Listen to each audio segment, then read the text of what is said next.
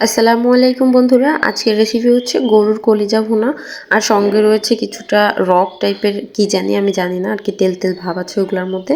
তো এইগুলা রান্না করার জন্য প্রথমে আমি কড়াইয়ের মধ্যে পানি দিয়ে নিয়েছিলাম, এর মধ্যে লবণ হলুদ দিয়ে আর এই কলিজাগুলোকে সাইজ করে আগে থেকে কেটে রেখেছিলাম সেটা দিয়ে নিলাম।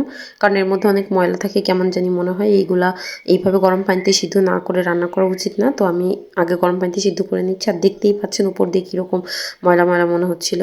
তো তারপরে আবার ঠান্ডা পানি দিয়ে ওগুলোকে ভালো করে ধুয়ে নিতে হবে। আর ওগুলোকে নামানোর পরে এর মধ্যে আমি কড়াইতে দিয়ে নিয়েছি পরিমাণ মতো তেল। আর তেল দেওয়ার পরে এর মধ্যে আমি নিয়েছি পেঁয়াজ কুচি। আমি 2টা বড় পেঁয়াজ কুচি করে নিয়েছিলাম। তো পেঁয়াজটাকে ভালো করে ভাজা করে নিচ্ছি, এটাকে বেরেস্তা করে নিচ্ছি আর কি। তারপরে এটাকে তুলে নেব লালচে লালচে হওয়ার পরে।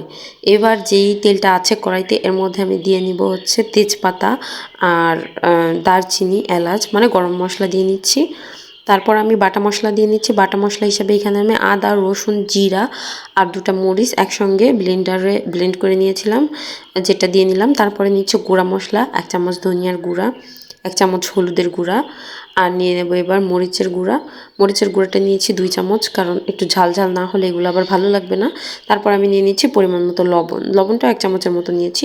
এবার মশলাটাকে ভালো করে কষিয়ে নিচ্ছি। কিছুক্ষণ এইভাবে কষিয়ে নেওয়ার পরে হালকা একটু পানি দিয়ে আবারও কষিয়ে নিচ্ছি, কারণ বেশি পানি একবারে দেওয়া যাবে না। আবার আমি একটু তেলও অ্যাড করে নিয়েছিলাম, কারণ মনে হচ্ছিলো সেটারও একটু দরকার আছে। এবার আর একটু পানি নিয়ে তারপরে হলো কষিয়ে নিলাম, কারণ মশলাটা কষানো ভালো হলে রান্নার স্বাদটা বেশি ভালো হয়। তো আবারও কিছু সময় ধরে মশলাটা কষিয়ে নেওয়ার পরে যখন উপর দিয়ে এইভাবে তেল ভাসতেছিল, তারপরে হচ্ছে আমি সেই কলিজাগুলোর মধ্যে দিয়ে নিচ্ছি। দেখুন এগুলো কিন্তু ধুয়ে আবার পরিষ্কার করে আমি রেখেছিলাম। দেওয়ার পরে এবার মশলার সঙ্গে ভালো করে এই কলিজাটাকেও কষিয়ে নেব। এইগুলাকে যখন ভালোভাবে কষানো হয়ে যাবে তারপরে এর মধ্যে আমি দিয়ে নেব পরিমাণ মতো পানি। পানির পরিমাণটা দিয়ে, যেহেতু এটা আমি আগেও সিদ্ধ করে রেখেছিলাম তাই খুব বেশি পরিমাণে কিন্তু পানি আমি দিচ্ছি না।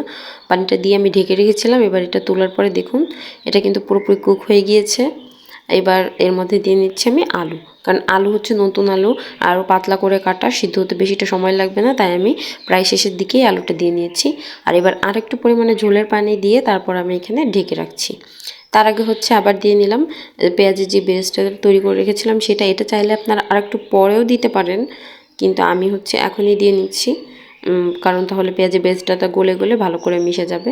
এবার কিছুক্ষণ ঢেকে রাখার পরে আবার তুলে তারপর হচ্ছে আমি গরম মশলার গুঁড়া দিয়ে নিয়েছিলাম, ওই এলাচ দারচিনি এগুলাই গুঁড়ো করা ছিল সেটা দিয়ে নিচ্ছিলাম। এবার দেখুন নাড়াচাড়া করে কিছুক্ষণ আবার রান্না করব। দেখুন সাইড দিয়ে কিন্তু তেল বেরিয়ে এসেছে। এই পর্যায়ে চুলাটা অফ করলে ব্যাস রান্নাটা রেডি হয়ে যাবে। একেবারে সহজে কলিজা ভুনার রেসিপিটা যদি আপনাদের ভালো লাগে তাহলে অবশ্যই আমার চ্যানেলটি সাবস্ক্রাইব করে পাশে থাকবেন।